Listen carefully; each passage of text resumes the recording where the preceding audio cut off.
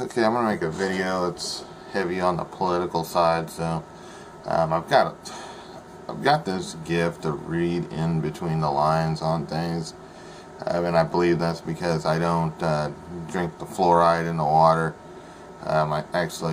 If you Google 50 reasons why you should not drink fluoride, you'll find a story, and I'm not sure if that's the exact words, but it's there.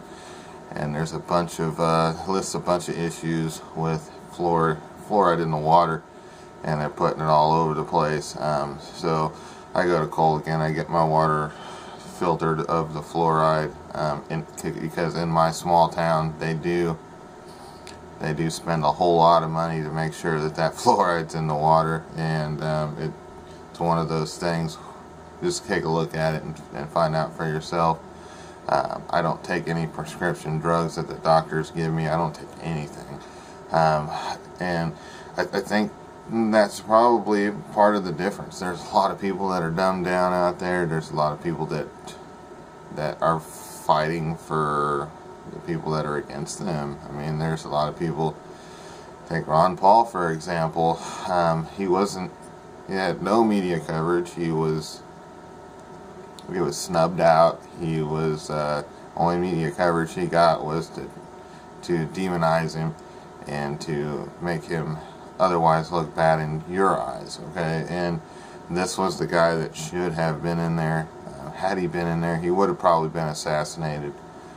But that's not the bulk of the story I want to bring to you guys today. It's just a little bit of an outline. There's a guy named David Laurie Vanderbeek in Nevada. Real good guy.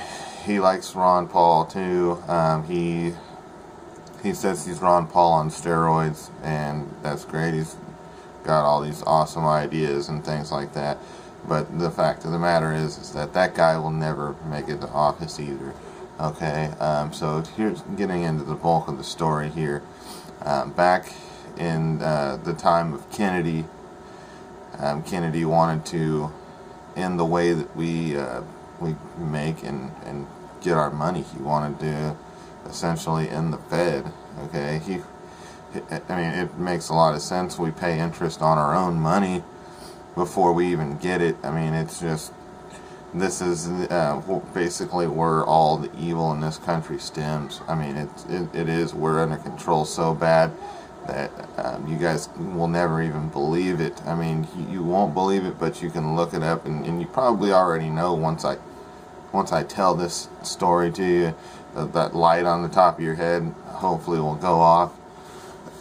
Okay, so I've been doing a lot of study, and I haven't been doing this study with a closed mind. I've been doing this study with an open mind, and it just now last night hit me like a ton of bricks. I wasn't part of the Kennedy era, so I didn't know what he was involved in, what he was doing, but he was trying to give America its power back, and he was like Ron Paul. Okay, he was for the people, by the people, and he did his job the best that he could. And because he wasn't conforming to these people that now obviously run us, these foreigners, then he was shot in the head and killed. Okay, and I'm going to tell you guys, that was when the battle should have been fought. The revolution should have been fought right then and there. But what did people do? Everybody after Kennedy that made it into office, they knew what was on the line if they didn't follow the rules. They're not for us. They're not for us anymore. So after that happened, well, you got to conform, otherwise you're going to die. What is the trade-off? You get rich for the rest of your life. That's the root of all evil nowadays. It's the money. The root of all evil. If you do not conform, you will get shot in the head. And here is your proof of that. John F. Kennedy. But did anybody do anything? No. Everybody just hid under the covers. They let the snake in. Now we're all trapped in a corner, and there's a lot of people that are finally waking up. But here's the problem, guys. Even if we have a revolution, we will not win. We will not win. By now, since Kennedy's been gone, they've been doing all this shit behind our backs, okay, and putting the wool over your eyes, telling you, yeah, we got this, we'll take care of you. Well, they haven't been taking care of us, and we slacked on our duty. We lost all our power, and now, since we've been going overseas and killing people, taking their resources, we owe a lot of other people money. You think that if we had a revolution that half the fucking population of the world wouldn't be over here and in our face and killing us? I mean, you can win the revolution of the people that are against us here at home. You can do that, and that's what a lot of people, I think, are missing. The point is that the people here on our land in the United States, even in Mexico, in Canada, in Alaska, which obviously Alaska is the United States, but everywhere that's here on this rock, surrounded by the water, the ocean, everybody there, we probably could, but we can't beat everybody else. Okay, we can't. We are insignificant compared to the world where the elite have put those chess pieces in to stop us in case we do that. Okay, so I mean, there are a lot of instances out there that I want to bring up, and I probably should have just made some notes, but I'm going to be probably making more videos of this. Another main points that I almost forgot, that's really big, is the fact that Chicago and New York, they decided to take the guns away. And you think, well, that's really fucking stupid. Those are the two most dangerous places. But what did they do? They accelerated the violence. And they accelerated the violence on purpose, and I'll tell you why. Okay, so what they did was they took out all the manufacturing jobs. In Chicago, in New York, they took out the information jobs. You know, the suit and tie jobs. I mean, they took those out with the crash of the economy. So then whenever they take the guns, basically what that's going to do, that's going to make more crime. I mean, it's going to make more people angry. And the reason why they took those guns from the most dangerous places in the United States is because they wanted to blame the neighboring states. You know, there's gangsters that run Chicago, there's gangsters that run New York. It was easy to get those, and those pieces were the perfect pieces to the puzzle. They fit perfectly. So they take all their guns. The criminals don't turn them in, period. They were already there. So what they do is they blame the neighboring states that still have guns and still sell guns, and then they want to take those guns from the neighboring states. Now, with Dianne Feinstein in California, they're taking the guns away from California, which I was born and raised there, so I know a thing or two about California. It's a fucking dangerous place. Okay?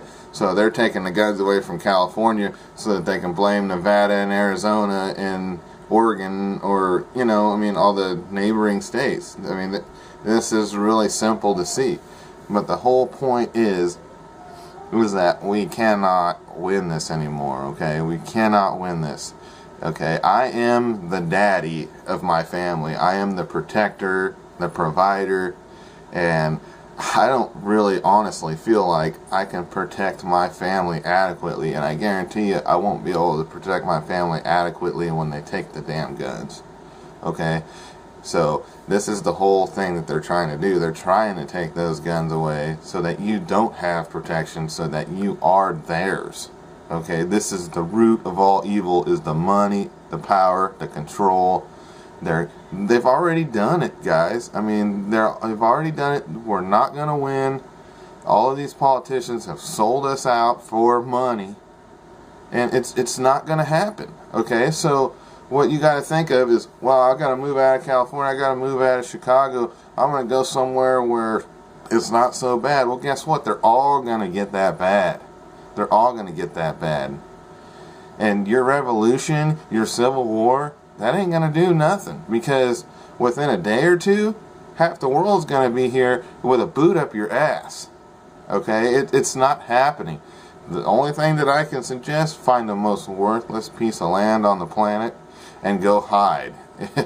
I mean, I know that sounds like, I mean, it's the opposite of what I think it's on my mind. I don't know if you catch it, but I mean, but what I'm saying is that the fight should have been fought when Kennedy died, and the fact that it wasn't just meant that they just built it up in our backyard. I mean, they just kept taking little by little, and by now there's pretty much nothing nobody can do.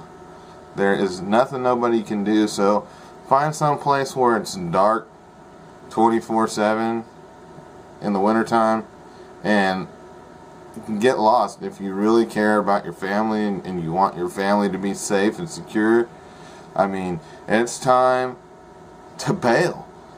It really is. I mean, somebody else tell me what should be done, because if we win here on our rock, we got people from bigger rocks all over the world coming after us. Do you think that all these wars that we've been fighting for no reason and stealing their precious metals and their oil, their natural resources, do you think they're happy about that? I mean, hell, they know they've got China by the balls, so what did they do? They started selling our parks to China because we owe China so much money. So part of our country we don't even own anymore. You get it? It's falling down around us.